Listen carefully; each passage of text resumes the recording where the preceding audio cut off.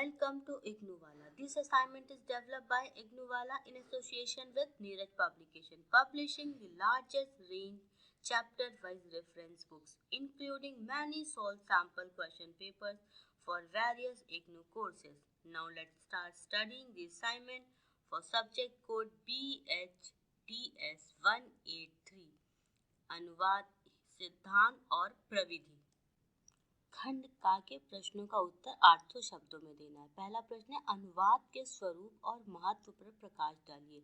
अनुवाद का व्यापक संदर्भ दो संदर्भों में बांटा गया, अनुवाद का सीमित स्वरूप और अनुवाद का व्यापक स्वरूप। अनुवाद के व्यापक स्वरूप प्रतीकांतरण संदर्भ के अनुवाद को भिन्न प्रतीक व्यवस्थाओं के मध्य होने वाला अर्थ का अंतरण माना जा सकता है। अंतःभाषिक अनुवाद, अंतर्भाषिक अनुवाद और अंतर प्रतीकात्मक अनुवाद। अनुवाद की साधारण परिभाषा के अंतर्गत पूर्व में कहा गया है कि अनुवाद में भाषा में निहित अर्थ को दूसरी भाषा में परिवर्तित किया जाता है। यही अनुवाद का सीमित स्वरूप है। इस सीमित स्वरूप में अनुवाद के दो आयाम होते हैं, पाठधर्मी आयाम तथा प्रभावधर्मी आयाम। पाठधर्मी आयाम के अंतर्गत अनुवाद के स्रोत भाषा पाठ केंद्र में रहता है। आधुनिक युग में अनुवाद की महत्ता व उपयोगिता को विश्व भर में स्वीकारा जा चुका है। वैदिक युग में पुनः कथन से लेकर आज के ट्रांसलेशन तक आते आते अनुवाद का स्वरूप और अर्थ में बदलाव आने लगा है। बहुमुखी और बहुआयामी प्रयोजन को सिद्ध कर चुका है। प्राचीन काल में स्वतः सुखाय मानो जाने वाला अनुवाद कर्म आज संगठित व्यवसाय का मुख्य आधार बन गया है। दूसरे शब्दों में कहें तो अनुवाद आजकल आप देख सकते हैं कि गूगल में आप डालेंगे, हर भाषा का अनुवाद एक बार दूसरी भाषा में हो जाता है, उसी इंग्लिश का हिंदी में हो जाता है, तो हर चीज का अनुवाद संभव है। अनुवाद का महत्व शिक्षा क्षेत्र में भी है। भाषा शिक्षण में भी अनुवाद का विशेष महत्व रखा जाता है। जो भाषा छात्रों को सीखनी है, उन छात्रों की अपनी मातृभाषा के साथ तुलनात्मक रूप में रखते हुए दोनों भाषाओं के बीच अनुवाद कराया जाता है। इससे भाषा सीखने में आसानी होती है। पर्यटन और अनुवाद, जैसे आप कहीं घूमने जाते हैं, किसी देश में जाते हैं, तो वहाँ के उस भाषा के उस शैली के जो जानकार होते हैं वो आपकी भाषा में अनुवाद करते हैं और आपको वहाँ के देश की चीजें समझ में आ जाती है। प्रशासनिक क्षेत्र में अनुवाद, स्वतंत्र भारत को प्रशासन व्यवस्था का ढांचा ब्रिटिश राज से मिला है, जो अंग्रेजों ने बनाए नियम कानून है। प्रशासनिक कार्य को अलग अलग अधिकारी कर्मचारी काम करते हैं और वो अलग अलग चीजों में अलग अलग कार्यों का अनुवाद करते हैं। हिंदी को संघ की राजभाषा घोषित किए जाने के बावजूद प्रावधान यह है कि अंग्रेजी को सह राजभाषा के रूप में तब तक उपयोग में लाया जा सकता है जब तक सभी कार्यालय के अधिकारी व कर्मचारी हिंदी सीख नहीं लेते। इस तरह अनुवाद प्रशासनिक क्षेत्र में अनवरत प्रक्रिया बन गया है। प्रत्येक दस्तावेज द्विभाषिक तैयार होता है, हिंदी में भी इंग्लिश में भी। सरकारी कार्यालयों में अतिरिक्त सार्वजनिक क्षेत्र में प्रतिमानों में दस्तावेज द्विभाषिक नियम, कंपनियों में बैंकों आदि में अपने प्रशासनिक कार्यों में सरकारी भाषा नीति का पालन करना आवश्यक है। अतः वहाँ भी अनुवाद की प्रक्रिया निरंतर चलती रहती है। सूचना प्रौद्योगिकी और अनुवाद। सूचना क्रांति विश्व निर्माण किया है। विभिन्न तकनीकी उपकरणों के माध्यम से हर समय सूचनाओं से भरे रहते हैं। पूरे विश्व में व्यापक स्तर पर सूचनाओं का आदान प्रदान होता है। व्यापार, पर्यटन, संस्कृति आदान प्रदान, चिकित्सा आदि में नए नए शोध होते हैं। सूचना प्रौद्योगिकी से संपूर्ण विश्व को एक नए आयाम में बदल दिया। अनुवाद से विश्व में भाषिक विविधता के बावजूद भाषाओं को समझना आसान हो गया है। इस श्रृंखला में अगला प्रश्न है, अनुवाद के विविध क्षेत्रों पर उदाहरण सहित विचार कीजिए। प्रशासनिक साहित्य और अनुवाद। प्रशासन से तात्पर्य है कोई भी सरकारी, अर्ध सरकारी, मंत्रालय, बैंक, अर्ध सरकारी बैंक, स्वशासी निकाय, आयोग, समितियां, सहकारी बैंक, ये सब किसमें आते हैं? प्रशासनिक साहित्य में आते हैं। भारतीय संविधान के अनुच्छेद 343 के अनुसार संघ की राजभाषा हिंदी है। राज्यों की राजभाषा उनकी प्रादेशिक भाषाएं संघ और राज्य के बीच प्रशासनिक संपर्क स्थापित करती है। अब प्रशासनिक पत्र व्यवहार एक विभाग से दूसरे विभाग में, विभाग के अपने अंदर ही किसमें होता है? हिंदी में होता है, फिर उसका अनुवाद अंग्रेजी में होता है। इस तरह से एक दूसरे के बीच संवाद स्थापित होता है। बहुभाषिकता के चलते हिंदी भाषियों की सुविधाओं के लिए हिंदी के साथ साथ अंग्रेजी का प्रयोग होता है, इसलिए अनुवाद साथ साथ चलता रहता है। अतः प्रशासनिक भाषा में कर्मवाच्य की प्रधानता नहीं होती। किसकी होती? कर्तव्यवाच्य की होती है। जैसे सबमिटेड फॉर इंफॉर्मेशन, सूचनार्थ प्रस्तुत है, दिस में प्लीज बी अप्रूव, कृपया इसका अनुमोदन करें। यह किसी व्यक्ति विशेष से नहीं होती है। अब बैंकिंग और अनुवाद। बैंकिंग का संबंध साधारण जनता और उसकी पूंजी से, इसलिए आमजन की भाषा बैंकिंग की कार्यप्रणाली को समझना पत्र व्यवहार भारतीय बैंक व्यवस्था के अनिवार्य है। बैंकिंग क्षेत्र में हिंदी का प्रयोग मूलतः दो स्तर पर होता है, राजभाषा के स्तर पर और जनभाषा के स्तर पर। द्विभाषिकता नीति के अनुसार बैंकिंग व्यवहार में हिंदी के मूल लेखन के चलन नहीं है। होने तक अंग्रेजी के साथ साथ हिंदी का प्रयोग अनिवार्य। अनुवादक से निम्नलिखित अपेक्षाएं की जाती है कि उसको कथ्य का ज्ञान हो और स्रोत और लक्ष्य भाषा का ज्ञान हो, क्योंकि आपको आम जन के साथ ट्रीट करना होता है, इसलिए आपको जो लिखा है उसका तो ज्ञान होना ही चाहिए, और जहाँ जो स्रोत है, जो भाषा है, उसका भी ज्ञान होना चाहिए। और सटीक और सहज भाषा में अनुवाद होना चाहिए। जैसे रिजर्व बैंक द्वारा बैंकिंग हिंदी के लिए विशिष्ट अभिव्यक्तियों तथा शब्दावली तथा वैज्ञानिक तकनीकी शब्दावली आयोग के माध्यम से परिभाषित शब्दावली का निर्माण करने के बाद ही तैयार किया जाता है। बैंकिंग शब्दावली में अंग्रेजी शब्दों के शब्दानुसार भी मिलते हैं, जैसे मुक्त अर्थव्यवस्था, कुल भार, सम्मान वितरण आदि। तो ये सब शब्दों का ज्ञान आपको होना जरूरी, तभी आप अच्छे से अनुवाद कर पाएंगे।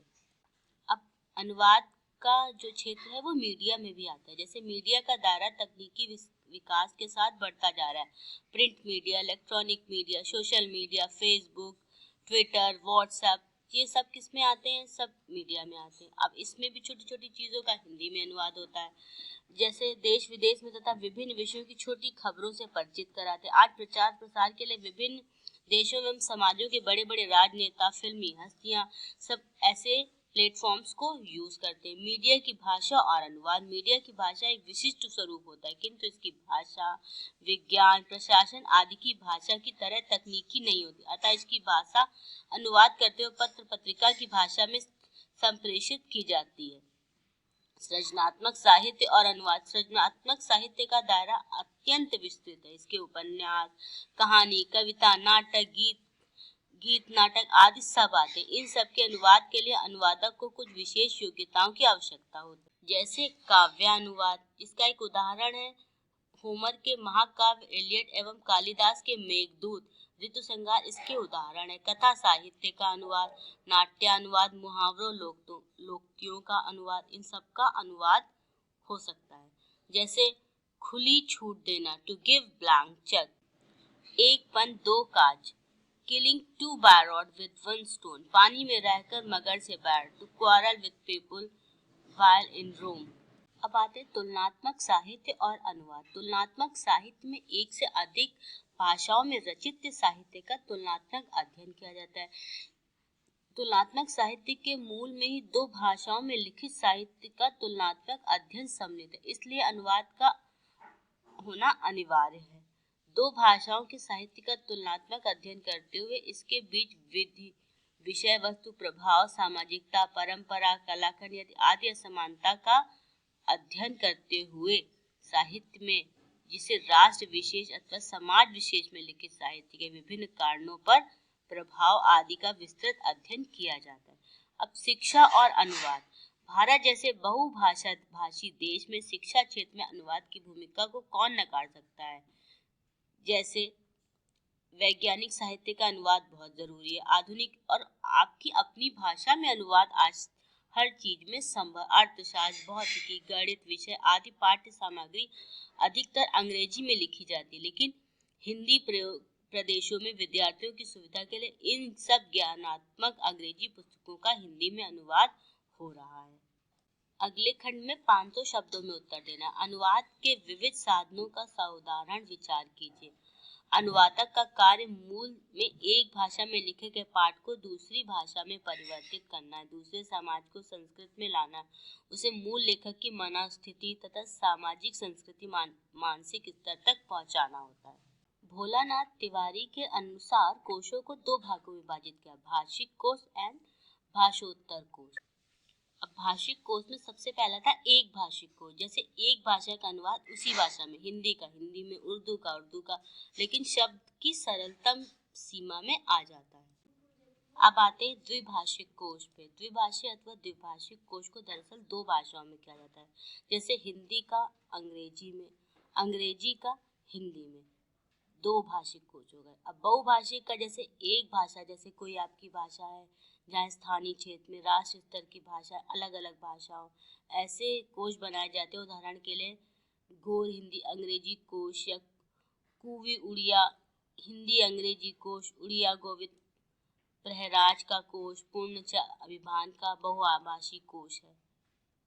फिर आता है मुहावरा लोकोक्ति कोश। फिर आ गए हम अगला, हमने दो पार्ट पढ़े थे, दूसरा पार्ट है भाषेतर कोश, जिसमें आता है विश्व कोश, विषय कोश और साहित्य कोश, जिसको बोलते हैं विश्व कोश को एनसाइक्लोपीडिया बोलते हैं। साहित्य कोश की एक अधिक भाषाओं से साहित्य, साहित्यकारों, विभिन्न साहित्यिक की प्रवृत्तियों, साहित्यिक रचनाओं, इनका सबका अनुवाद और कोश होता है, उसको हम बोलते हैं साहित्य कोश। अगला प्रश्न है ज्ञानात्मक और सृजनात्मक साहित्य अनुवाद में समानता के अंतर को स्पष्ट कीजिए। समानता के आयाम, इसमें आता है दोनों प्रकारों को हूबहू उल्टा नहीं किया जा सकता है। सृजनात्मक और ज्ञानात्मक साहित्य का संरचनात्मक ढांचा समान होता है। अनुवाद का प्रमुख उद्देश्य होता है संप्रेषण। अनुवाद के इस उद्देश्य को प्राप्त करने के लिए मुद्रित सामग्री की अभिव्यक्ति की सहजता को बनाए रखा जाता है। असमानता के आयाम क्या क्या होते हैं? तथ्य और भाव के स्तर पर अंतर, साहित्य सृजन के लिए मानसिकता के स्तर पर अंतर, स्रोत और भाषा लक्ष्य भाषा के ज्ञान के आधार पर अंतर और प्रेरक कारणों के आधार पर अंतर। अगला प्रश्न है साहित्य अनुवाद के महत्व पर प्रकाश डालिए। सबसे पहले भारतीय साहित्य का अध्ययन, अंतर्राष्ट्रीय साहित्य का अध्ययन और तुलनात्मक साहित्य का अध्ययन। अंतर्राष्ट्रीय साहित्य के अनुवाद को ही तथ्य प्रकाश में आया कि दुनिया के विभिन्न भाषाओं में लिखे गए साहित्य में ज्ञान के विपुल भंडार छुपा हुआ है, इसलिए संसार की विभिन्न भाषाओं में अनुवाद द्वारा ही तुलनात्मक साहित्य के अध्ययन से चीजें सरल हुई। अगला प्रश्न है प्रशासनिक कार्यों में अनुवाद की आवश्यकता पर विचार कीजिए। वर्ष 1963 में बने राजभाषा अधिनियम में संशोधन किया गया। इस राजभाषा अधिनियम के अनुसार कार्यालय में कामकाज के द्विभाषिक की स्थिति बनाई गई। राजभाषा अधिनियम में संघीय कार्यों के लिए द्विभाषिक स्थिति अपनाई गई और हिंदी को राजभाषा के रूप में स्वीकारा गया। कर कुछ कार्यों के लिए उनका प्रयोग विशेष रूप से धारा 3 के अनुपालन में जरूरी किया गया, किंतु इसके साथ साथ ही अंग्रेजी को सरकारी कामकाज में उन सभी प्रयोजनों के लिए चलते रहने की अनुमति दी गई। अतः अंग्रेजी को सहभाषा भी की अनुमति भी है, ऐसा प्रावधान है। जैसे प्रेस रिपोर्टें, विज्ञप्तियां, संसद के लिए सभी रिपोर्ट, सभी कागज पत्र, संविदा, नोटिस, ये सब हिंदी और अंग्रेजी के साथ साथ जारी किए जाते हैं। इनमें दो भाषा में हो गए। सरकारी कामकाज के प्रयोग में आने वाली सभी प्रकार के साहित्य सामग्री का अनुवाद हिंदी के जरिए उपलब्ध कराया जाता है। अगला प्रश्न है प्रशासनिक पत्राचार के विभिन्न प्रकारों को संक्षेप में बताइए। तो सबसे पहले सरकारी वर्ग के पत्र, विज्ञप्ति वर्ग के पत्र और ध्रुत वर्ग के पत्र। सरकारी कामकाज के पत्राचार में इन विधियों को अतिरिक्त अन्य प्रकार के व्यवहार में लाया जाता है, जैसे एडवर्टीजमेंट, नोटिस, स्वीकृति पत्र, सैंक्शन, एक्नॉलेजमेंट लेटर आदि का उल्लेख किया जाता है। इस असाइनमेंट एंड ऐसे और इग्नू सॉल्व असाइनमेंट को डाउनलोड करने के लिए विजिट करें हमारी वेबसाइट ignoovala.com। अब आप नीरज पब्लिकेशन की IGNOU based chapter wise reference books with solve sample question paper पर पा सकते हैं अप टू 50 + 15% की डिस्काउंट ऑफर। इस ऑफर को अवेल करने के लिए विजिट करें www.neerajbooks.com today। For more updates and information related to IGNOU, please subscribe